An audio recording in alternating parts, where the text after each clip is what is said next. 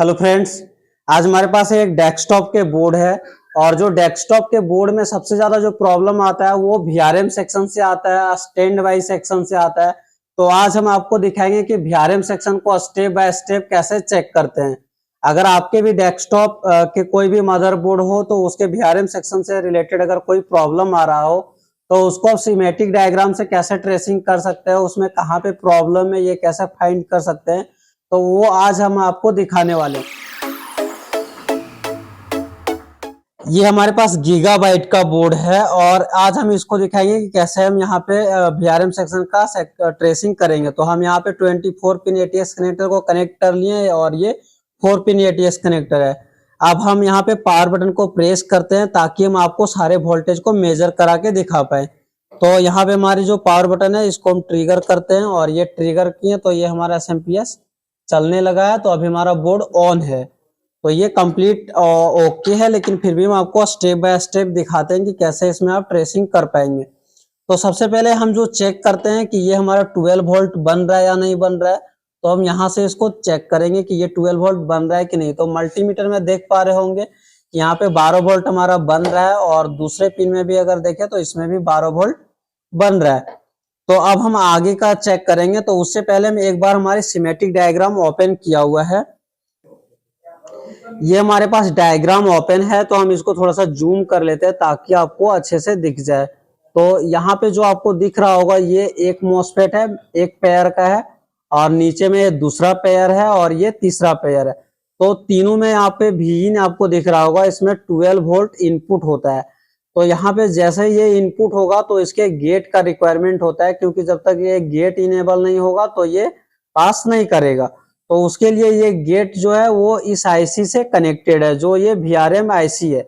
अब इसमें हम चेक करेंगे कि इसमें वोल्टेज हमारा कहाँ पे कितना कितना बन रहा है। तो ये ओके है।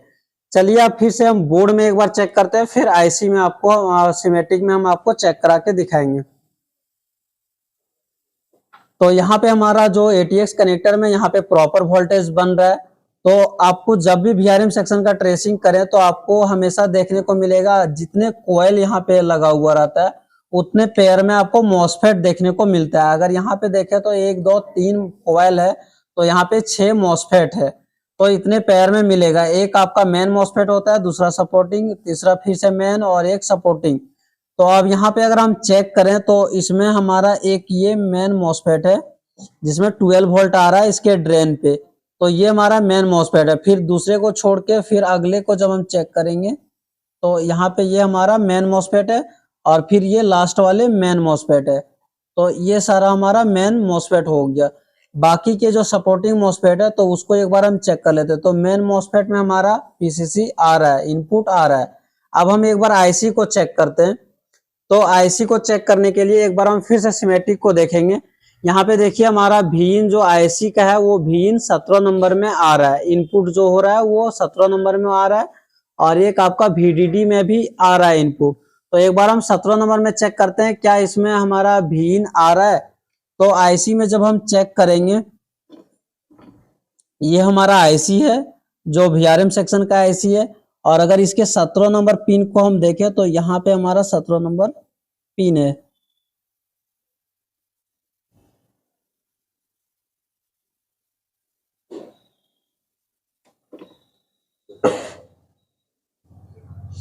ये हमारा 17 नंबर पिन है जिसमें इसमें भी प्रॉपर वोल्टेज इनपुट आ रहा है। जब ये इनपुट भी आ रहा है तो अब हमारा रिक्वायरमेंट होता है कि इस IC को इनेबल मिलना चाहिए। तो यहाँ पे इनेबल कौन से पिन होगा, तो आपको 2 नंबर पिन दिख रहा होगा VR ऑन। तो ये हमारा इनेबल का पिन है। अब हम इसमें एक बार वोल्टेज को चेक करते हैं।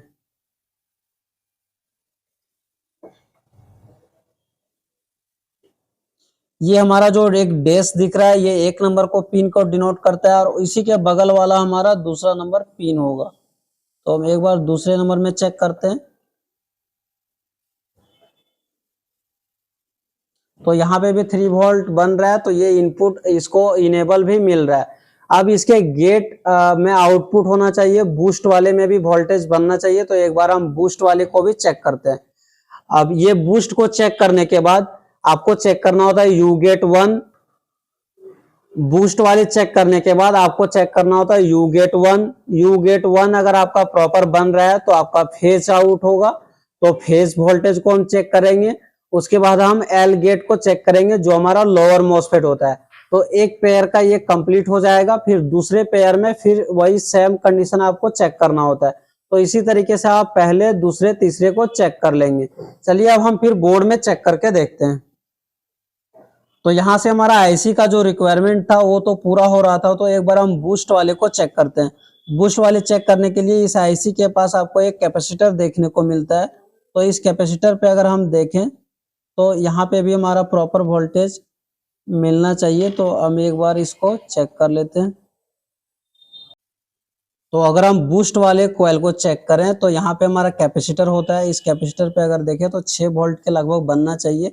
यहाँ पे कुछ ज्यादा वोल्टेज मिल रहा है, लेकिन ये कंप्लीट ठीक है। अगर दूसरे साइड चेक करें तो जो हमारा मेन मॉसफेट और सपोर्टिंग मॉसफेट से जो आउटपुट होता है वही वोल्टेज मिलना चाहिए। तो 1.74 मिल रहा है। तो आगे हम चेक करते हैं कि हमारा फेज कितना आउटपुट हो रहा है। तो यहाँ पे अब बूस्ट को चेक कर लिए। अब एक बार हम मॉसफेट के गेट को चेक करेंगे। तो ये हमारा था ड्रेन, ये मॉसफेट के ड्रेन था जिसमें हमारा इनपुट आ रहा था। इस मॉसफेट में चेक कर लेते हैं। तो यहाँ पे हमारा ये इनपुट आ रहा है, और इसके गेट पे अगर चेक करें तो हम चौथे नंबर पिन पे हम देख लेते हैं कितना वोल्टेज हमारा आ रहा है। तो 2.36 आ रहा है। तो यहाँ पे ये हमारा ओके है। अब एक बार हम फेज को चेक करेंगे। तो यहाँ से हम इस मॉसफेट के सोर्स से भी चेक कर सकते हैं। तो सोर्स पे अगर रख रहे हैं तो 1.74 बन रहा है। तो जितना हमारा बूस्ट में बन रहा था उतना ही हमारा फेज में बन रहा है। तो ये हमारा ओके है। अगर हम दूसरे मॉसफेट में भी अगर चेक करें तो वहां पे भी हमारा सेम वोल्टेज मिलना चाहिए। तो हम इसमें भी चेक कर लेते हैं। तो इसमें भी हमारा सेम ही मिल रहा है।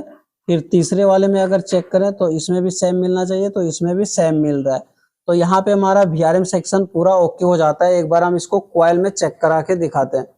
तो ये हमारा वीआरएम सेक्शन का कॉइल लगा हुआ है जो आपको इधर इस साइड में दिख रहा होगा।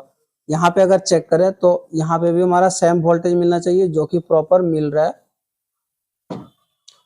प्रॉपर यहाँ पे भी मिल रहा है।